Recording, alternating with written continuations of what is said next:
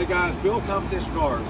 I'm doing a little impromptu video this morning. I just left the gym, so I'm a little bummed out looking. I just got in a 79 Lincoln Mark V that I took to that car wash right behind us, and we'll drive by and show you a little quick video. 10,000 mile car, washed it, and then the fuel pump went out, so I'm getting it towed.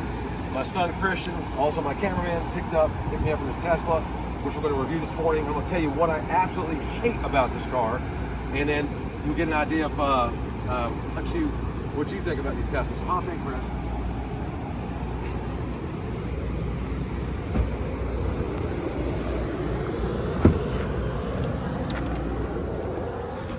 All right, so we're going to review this Tesla today, and it's a 2021. It has a couple hundred miles on it, I believe. I don't know where the freaking odometer or the odometer is.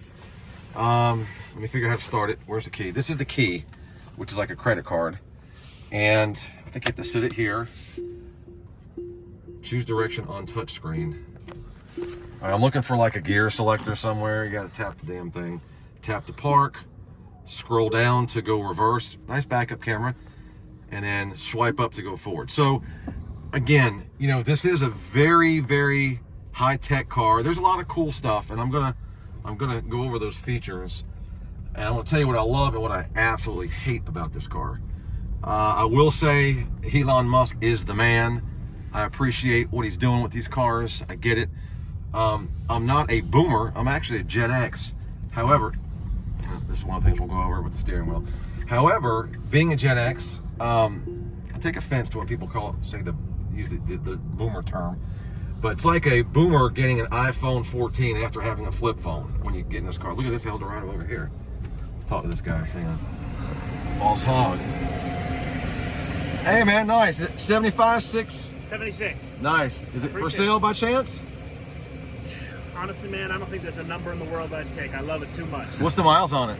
26,000. Nice. That's my 10,000 mile Mark V right there. Yeah, I was looking at it. Broke down, the fuel pump went out, so I got a truck coming for it. Oh, but I also have a 78 Eldorado at my car lot right now with 23,000 miles. Barrett's, but it's not a convertible. All right, you definitely convertible that year, yeah. Yeah, right, 78, right. 76 was last year of the car. Correct. It's white leather, red carpets, red dash.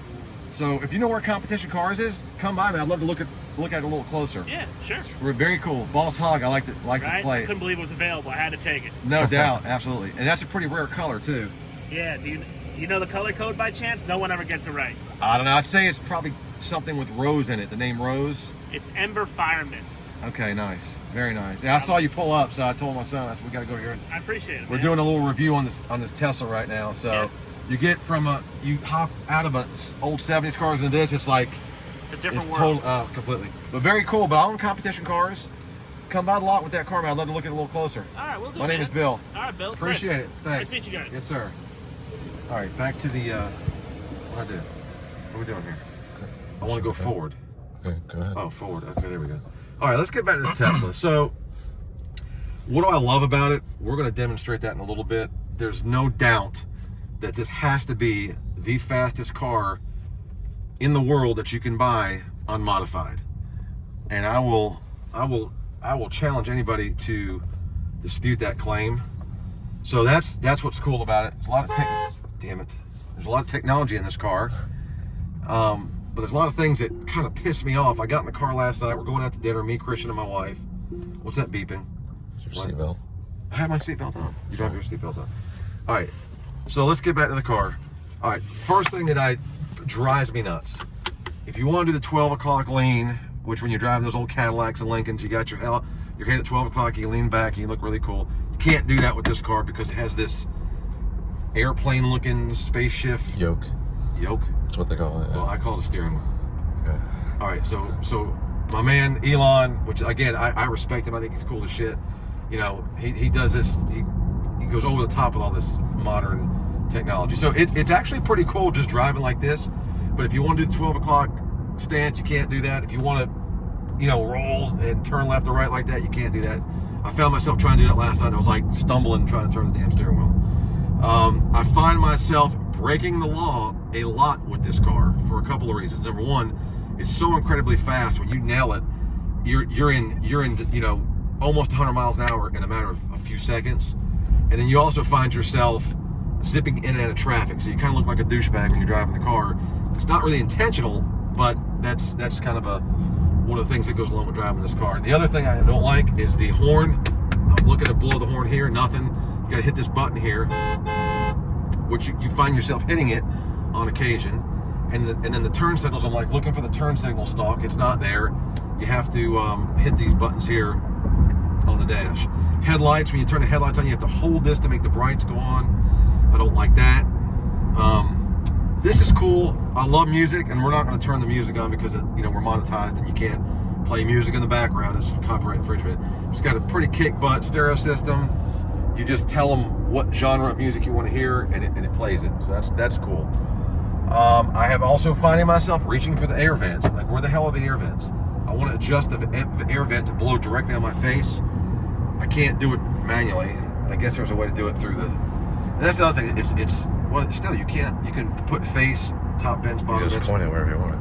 Oh, okay. All right. Well, see, there you go. Again, it's a learning. There's a learning curve with this car. But again, I like the old-fashioned. Just let me touch the vent myself and put it directly on my face without having to be distracted from the road and figure out where on the screen I have to operate that. Car handles good. Like, again, it's got a very good stereo system, a lot of bass, very clear. It's got a big panoramic roof, which is cool. I took some friends of mine for a little run in this car last night, and they were like, holy crap. They were like, they felt like they were on the rock and roll roller coaster at Disney or in Epcot or wherever that's at. I hadn't been there in years since Christian was probably 2. You remember that? Which one was that? We went to Disney last time. Oh, the Tower of Terror? Yeah. Yeah. Scarred for life. Yeah. So anyway, so we're going to find a side road, and I'm going to show you what I love about this car. I've done nothing but complain and bitch about it so far. And again, here I am wanting to put my hand on the top of the wheel, and I can't. It's very informative, tells you what's around you. I like that about it. Seats are pretty comfortable. When you get off the gas, it's got that, what's it called? Regenerative braking. So pretty much start stopping as you get off the gas. Other than getting used to this thing, it is cool, but I would much rather drive, me personally, aside from the power, a regular conventional gas car that doesn't have all this very high tech. Let's kind of step up. Now, I want you guys to watch that speedometer. Watch this. Ready? The freaking thing is just, look at that. Almost 100 within a couple of seconds. It's just crazy fast.